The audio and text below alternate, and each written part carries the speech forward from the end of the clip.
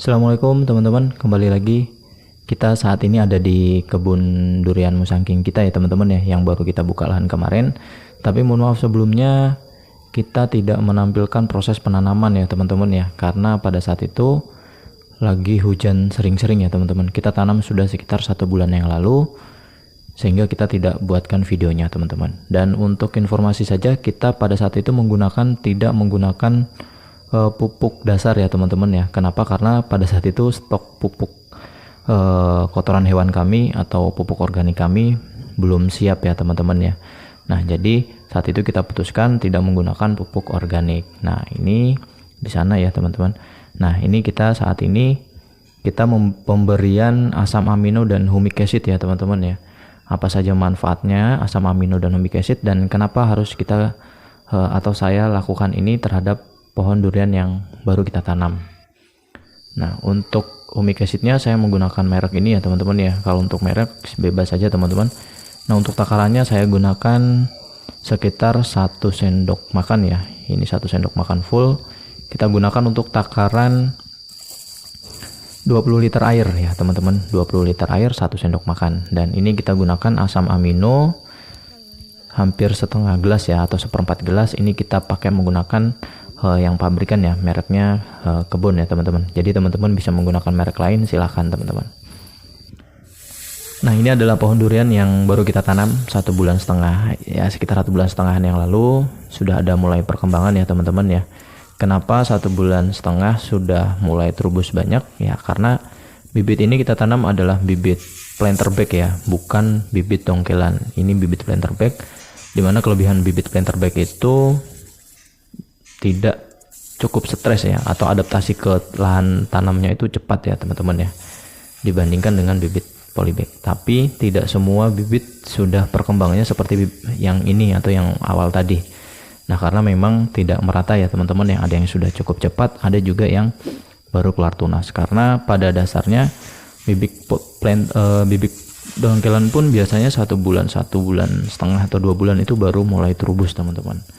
Oh ya, ini kenapa kita berikan asam amino dan humic acid, karena memang saat ini cuaca lagi ekstrim ya teman-teman ya. Ini di daerah saya setiap hari hujan teman-teman.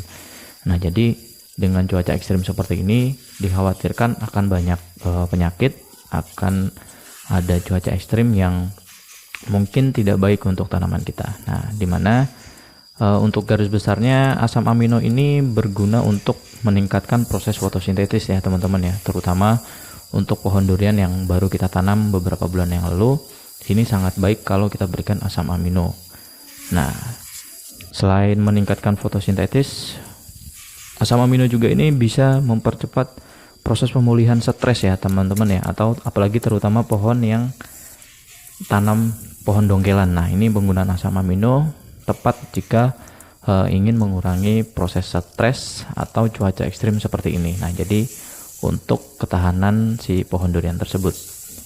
Dan kemudian untuk humic acidnya sendiri itu kita tambahkan untuk memperbaiki struktur tanah ya, memperbaiki struktur tanah dengan menambahkan unsur hara yang baik tentunya untuk pohon durian kita, seperti itu. Dan dia juga bisa meningkatkan imunitas tanah, sehingga untuk tanah di sekitar pohon durian kita ini tidak banyak mikroba yang tidak merugikan tanaman ya. Jadi tetap tanaman dan tanah sekitarnya ini tetap subur teman-teman. Nah, jadi memang asam amino dan humic acid ini menurut saya sangat penting untuk diaplikasikan di pohon durian ya teman-teman ya. Apalagi pohon durian yang baru tanam seperti ini. Nah, tapi kedepannya saya akan menggunakan 2 jenis ini untuk sebagai nutrisi tambahan setiap beberapa bulan sekali, karena perpaduan asam amino dan humic acid ini bisa mengurangi penggunaan pupuk kimia kita, karena kita nanti tidak tergantung dengan pupuk kimia, karena pupuk dasar kita nanti adalah pupuk dasar organik, tapi pupuk kimia kita gunakan hanya sebagai pelengkap nutrisi saja teman-teman ya. Jadi mungkin itu alasan kenapa saya menggunakan asam amino dan humic acid untuk di kebun kita dan untuk kedepannya ya teman-teman ya. Mungkin teman-teman sudah banyak yang cukup paham manfaat dan kegunaan dari asam amino dan humic acid yang sangat baik teman-teman. Nah, mungkin hanya itu yang bisa saya share ke teman-teman.